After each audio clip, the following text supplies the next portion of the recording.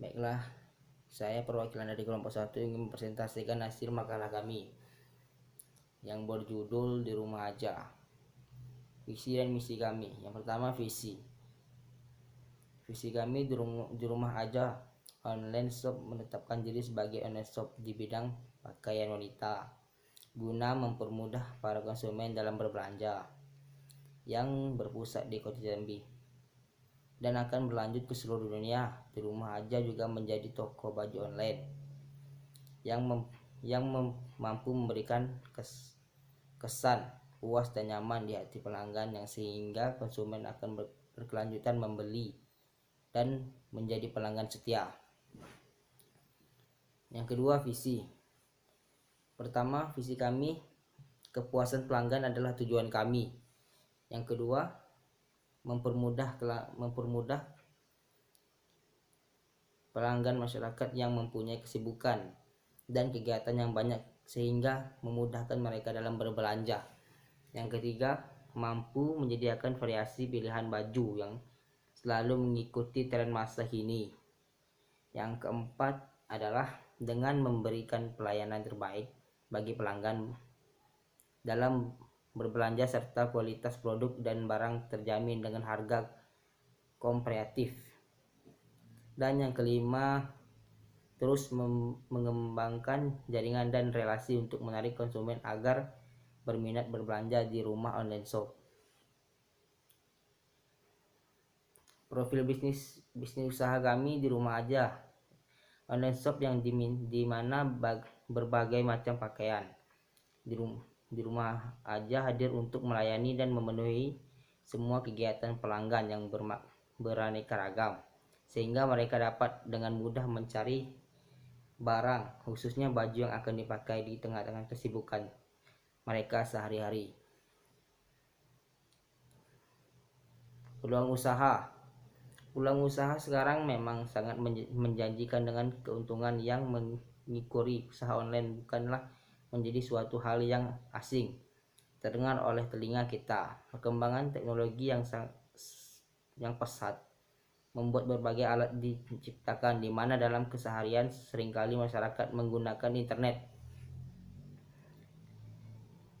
Tingginya penggunaan internet di dunia membuat bisnis online berkembang sangat pesat pada saat ini. Selanjutnya, tantangan usaha.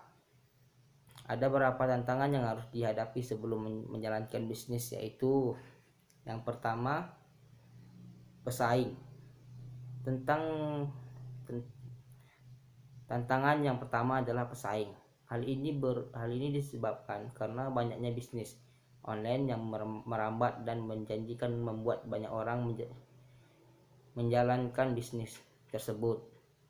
Yang kedua adalah ulah konsumen. Ada saja konsumen yang cukup jahili kita memesan sebuah produk jika Anda tidak jeli dan memiliki sistem. Bisa saja konsumen yang memesan produk kemudian tiba-tiba membatalkan tanpa persetujuan Anda. Terus yang ketiga, penipuan. Ini banyak sekali penipuan. Semakin besar bisnis yang Anda geluti, maka kemungkinan untuk dipublikasi atau penipuan produk Anda yang semakin banyak. Yang keempat, hackers. Suatu suka atau tidak suka, hackers juga bisa mengancam keberadaan sistem yang ada tanam pada bisnis online. Selain itu, yang lebih berbahaya adalah ketika hackers mencuri berbagai informasi tentang rahasia bisnis Anda dan menyebarkannya. Terus yang kelima, perkembangan teknologi. Meskipun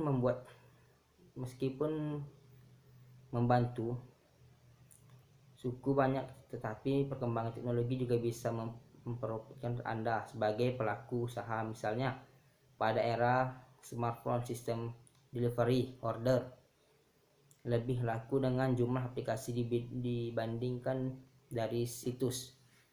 Terus yang keenam, gaya hidup. Hasil yang menjanjikan akibat bisnis online membuat seorang mendadak menjadi jutawan. Jika tidak kuat dalam manajemen uang, maka dia akan cenderung mengalami perubahan gaya hidup Jika dilakukan secara konsumtif akan menghambat pelaku usaha.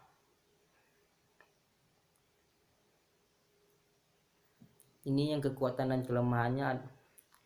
Ada beberapa kelemahan dari sistem online. Itu ada 3. Yang pertama, tidak bisa bekerja tanpa koneksi internet.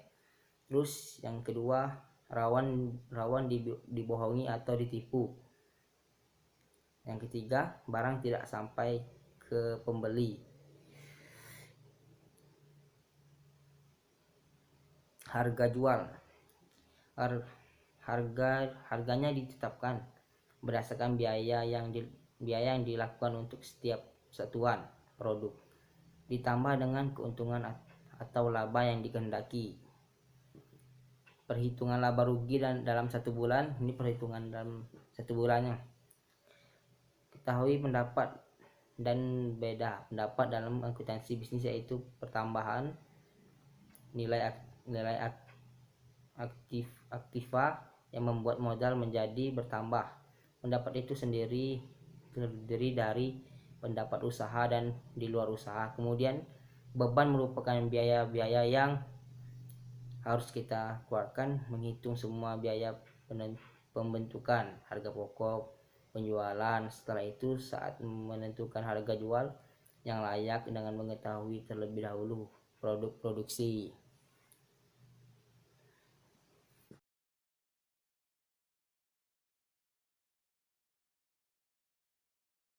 Mungkin cukup itu yang dapat saya sampaikan. Kurang dan lebihnya saya mohon maaf. Wabillahi taufiq wal hidayah. Wassalamualaikum warahmatullahi wabarakatuh.